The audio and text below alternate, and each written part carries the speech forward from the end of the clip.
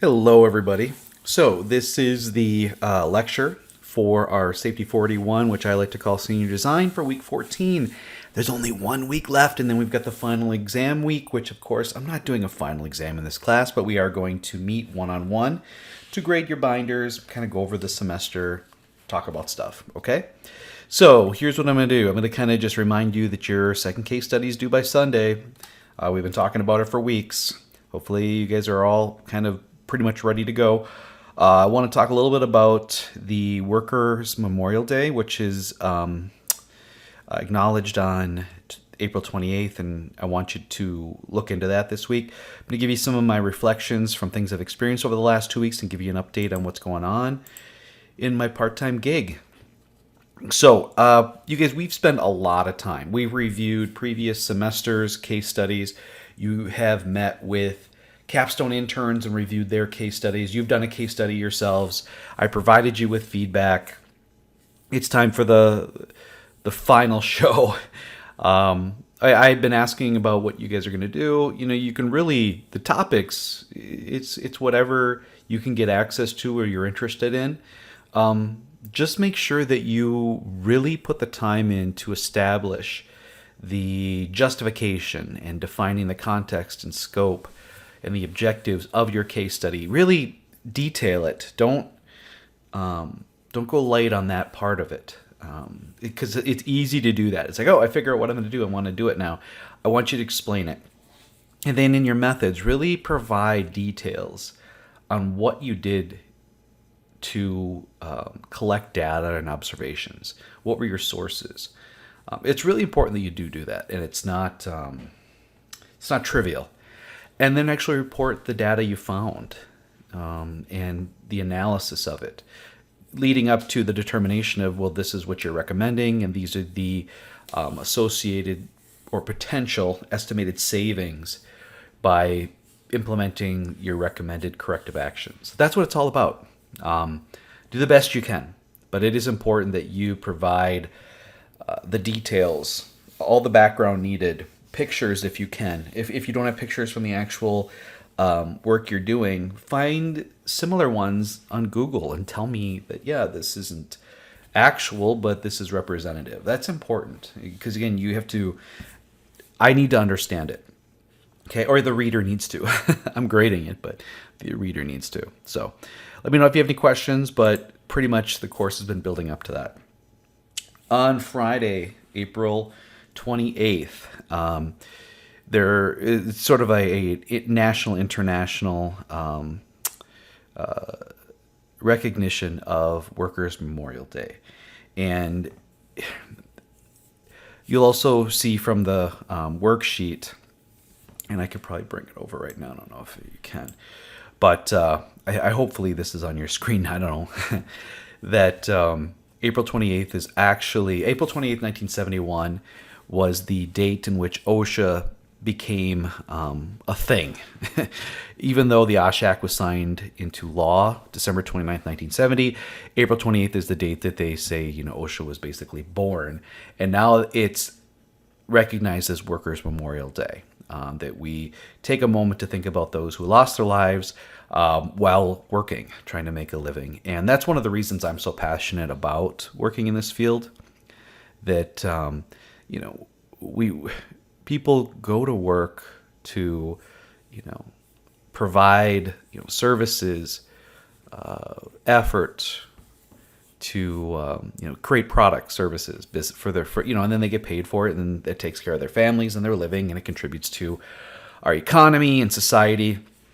And just in doing that basic expectation for being part of an organized society, you die in that effort, and that that really bothers me, that happens. If you pass while doing something you love, well, that's something different. You chose to do that. Work is more of an expectation, and we don't always like what we do. But we try to show up every day and do our best. And to lose one's life in pursuit of that bothers me. So that's why I do what I do. Since we're on this sheet, I do want you to look up and find more than just one thing. Be a little bit more extensive. There's a lot of union information. There's OSHA information. There's stuff coming from the different periodicals. Please, report what you've seen. I think there's only 2 events being held in Wisconsin, one in Eau Claire, one in Milwaukee.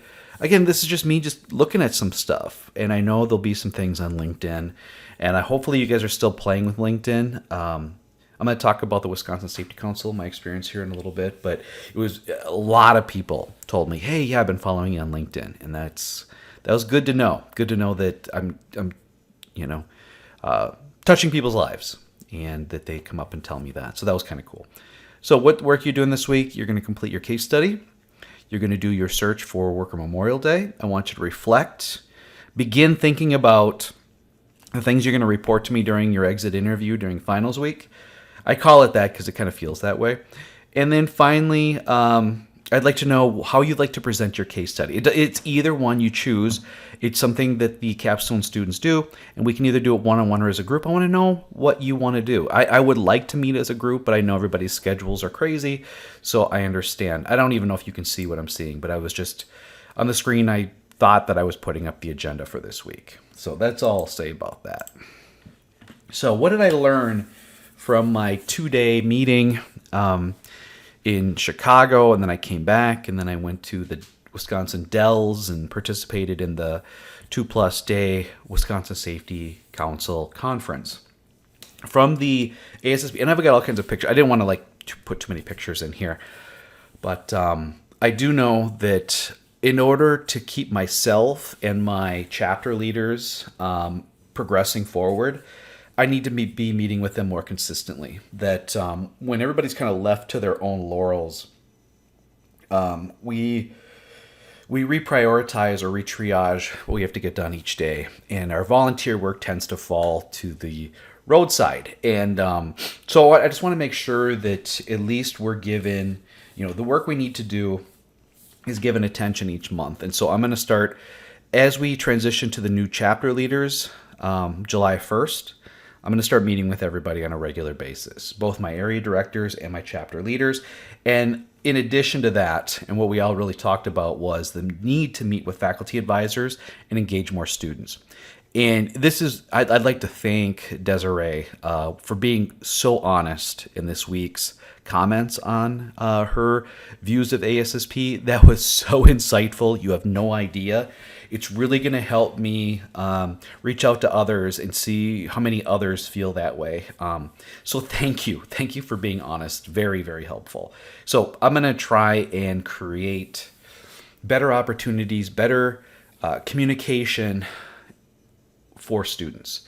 And that actually moves over to my reflection from the Wisconsin Safety Council, that what I noticed is that compared to the Minnesota Safety Council, which I also support, but I'm not going this year, is that the safety group that shows up there is aging.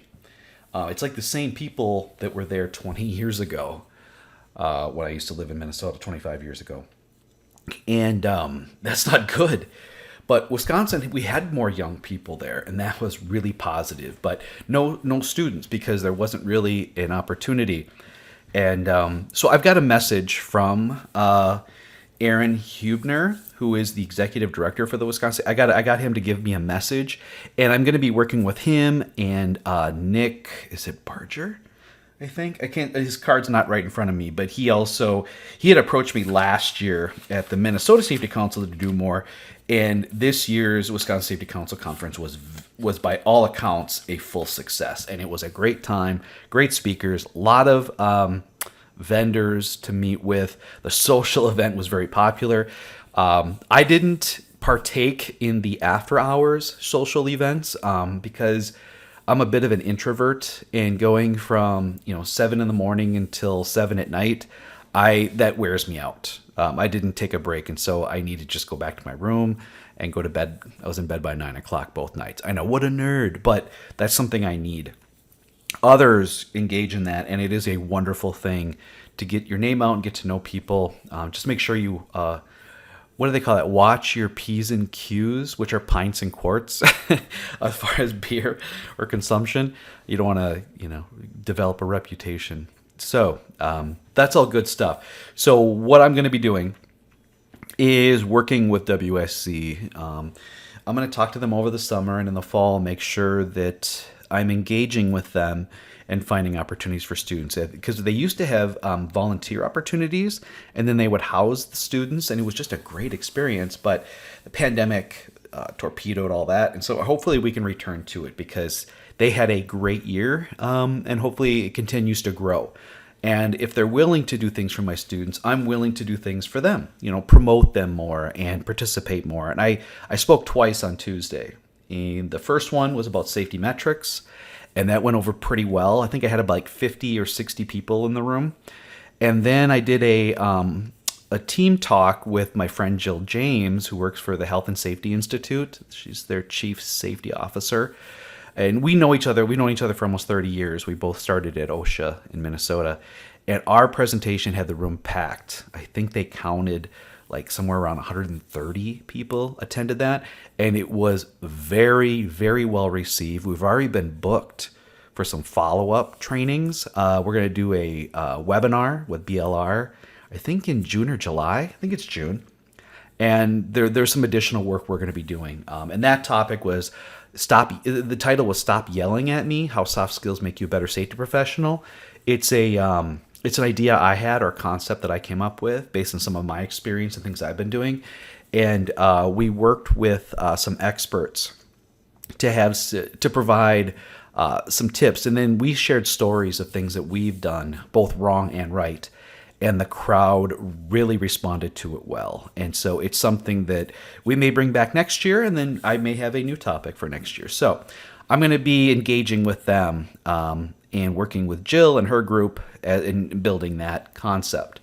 So what am I going to do? What have I set myself up to do? And that is I need to plan and work on these ideas over the summer, for sure. I'm not going to wait. Next is I need to work on manuscripts so that these topics are brought to the forefront.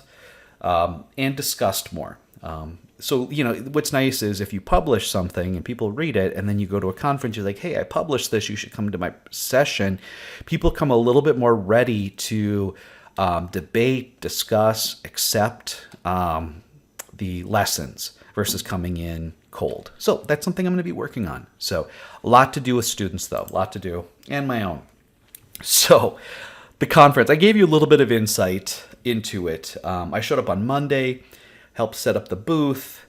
I was a little bit at the booth. I saw some of the keynote speaker, not a lot of it, because when you have to speak twice in one day, I wanted to make sure the technology was working and I wanted to review my notes. And on day 2, I was purely just at the booth and meeting with people and catching up with friends. It's a pretty, and that's the thing too, as an introvert, talking to people, yeah, I can do it, but it really takes a lot of energy out of me. And so I was exhausted, and I always have to find time to kind of sneak away, get some caffeine or sugar to kind of up my energy level so I can continue, at that level. But yeah. So what I'd like to do now, and this is me, is I'll show you a video of me walking into the expo hall. I think it's a good thing to show. I wish I'd taken more video and pictures, but again, when you speak, especially twice, the energy is focused on that and not so much on, hey, let's capture this and give it to students. So I tried to do the best I did. So I did a recording of me walking into the exhibit hall, and that's kind of cool. And I'm going to show you some pictures, but I did pull the executive director, Aaron, aside, and he has a message for you that will come back.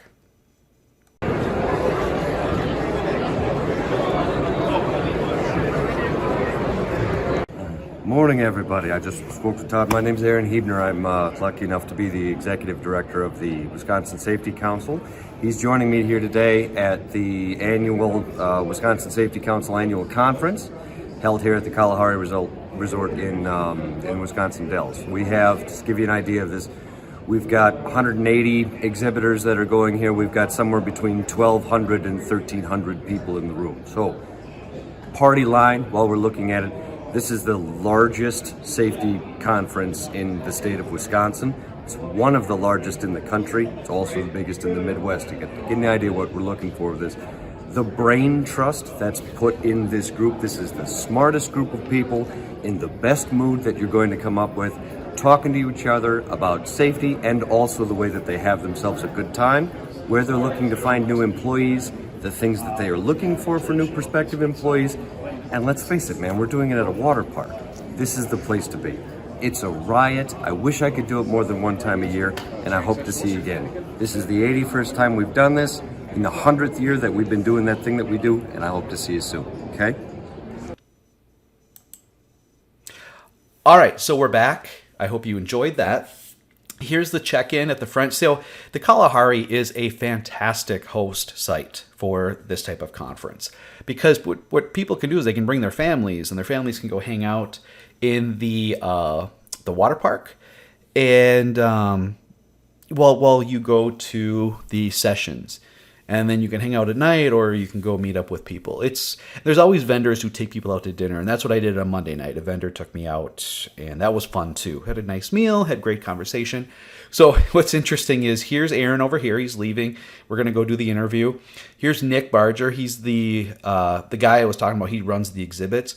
I'll be working with him. This guy was going throughout and taking videos and pictures. And this is Barb Deans. Barb is a longtime friend, and she's the one who asked me to kind of re-engage with the Wisconsin Safety Council and speak. So she's one of the big reasons I'm so involved and such a big supporter of this organization. It's great.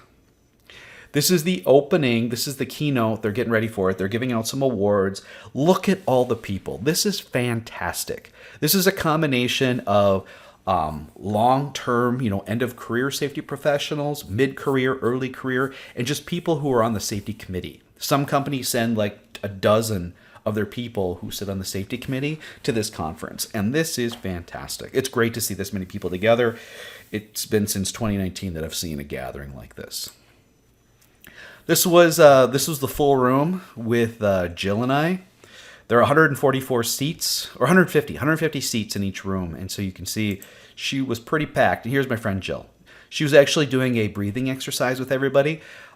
In our presentation about stop yelling, one is you have to be able to control your emotions, and one is a breathing exercise.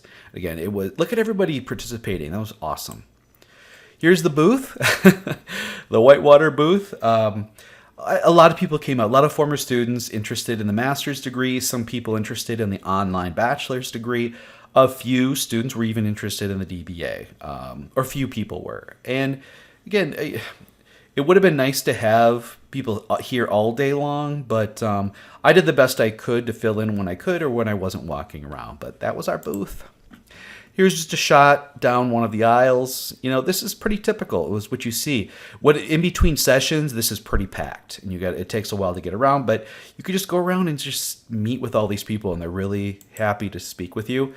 And here's me trying on this cooling vest. So they've got these little ice packets that go in here, and it is cold, and it's meant to reduce your core temperature, and which helps stave off heat stress. And so I'm going to be following up with them, because it may be something I need at April Air this summer, because I heard it gets pretty hot in there. So this is pretty fun stuff. So to wrap up, what I'd like to do is just kind of give you an update of what I've been doing. So I've been out of the office for about 2 weeks. Excuse me, coughing. And I finally got to go in on Friday and get caught up on some things. But so union contracts were finalized. Actually, it was last week they were finalized. So now I get to actually move forward with my survey. This week, I'm going to start figuring out when I'm going to disseminate it, how it's going to be disseminated, how we're going to collect it. That's awesome. We are in the process. I'm trying to get my IT guys to meet with the contracted IT guys so we can, what do they call that? Migrate the old reporting system to the new one, which will allow for more people to submit observations and not just when people get hurt. I'm going to start beginning the planning for safety training and start putting signage up. Severe weather alert is going to be one of the first ones, followed by heat stress, and then we're going to move into the topics. And I'm just going to kind of lay it out, and every 2 weeks I'm going to have my shift supervisors and my leads talk to the workers about it, and I'll have associated signage that goes up with it. And then when I walk around, I'll be assessing knowledge. And then I'm also going to have another safety committee meeting very soon. Everything got pushed back because of the union negotiations. They went about 4 weeks too long. One thing I worked at on Friday was a severe weather because I came in and there was concern. It was the state of Wisconsin and Dane County Emergency Services had rescheduled their tornado siren or alert testing system to Friday. And so I began working on it. What was their plan? And here's the thing. You're asking me, oh, we got to have a plan for responding to severe weather. I didn't want to limit it just to tornadoes. But so what I did is I went and researched to find out what kind of history does Wisconsin, Dane County, Madison have when it comes to severe weather. And so I went to the National Weather Service and NOAA and started putting it together. So I'm reporting the data of the likelihood of a tornado hitting downtown Madison is less than rare. But severe weather, on the other hand, I reported what is expected from FEMA and what are the codes for providing a storm shelter and what type of, here's the tornado stuff. I probably don't need that much of it, but then I got into the severe weather too. I could probably reduce the amount of that stuff, but severe weather is a concern. Wind, hail, and what does the building have from a structural perspective on its ability to withstand not only wind-induced pressure but also respond to flying debris, and because that would be a lot. And so that's what I'm studying right now, and then I would really like to come up with a better plan than they currently have. And I started asking around to people who've been there a while, and they're like, I don't know. So I created an announcement for the workers that went out to let them know that don't freak out when you hear the sirens because it's just a test, and that we're going to be updating and having our own test. On Friday, we opened up some of the ventilation system, and it was worse than we thought. One of the blowers had zero air movement because of 2 inches of caked on filter media. So we put in a new one and it's working 100%, but we're going to go through and clean everything. And I did get a blast of fiberglass for the all day Friday, Saturday, and even this morning a little bit. I still felt it in my eyes. The fiberglass, it was just itchy. But the skin was a little bit itchy and other people are talking about it. So we definitely need to get in there and get it all cleaned up and make sure we come up with a better schedule to make sure that these systems are operating at optimal levels. And that was a big deal on Friday. That was a big thing before I left to go to campus for another meeting. I'm just all over the place. So that's something that's going to be ongoing.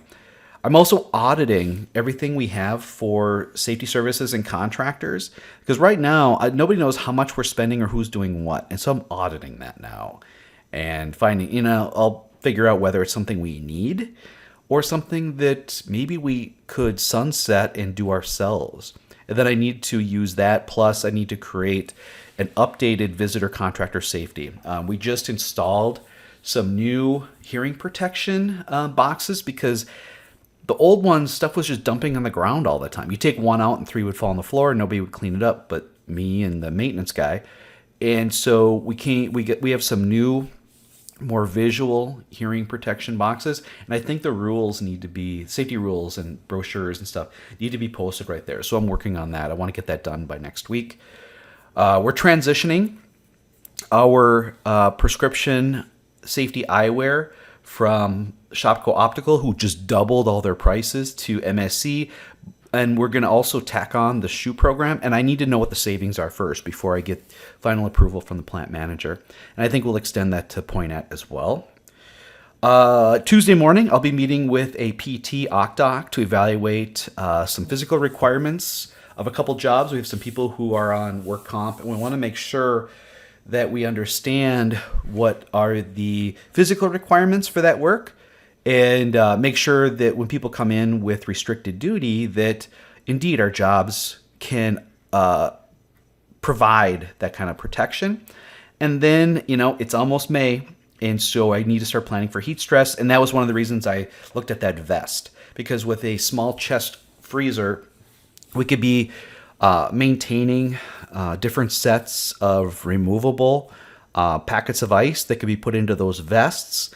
And that just would provide everybody with an opportunity that if it does get really hot, and as they're becoming acclimated to the heat of the summer and the humidity, that it provides an additional form of cooling to prevent them from getting sick, overheated, if you will.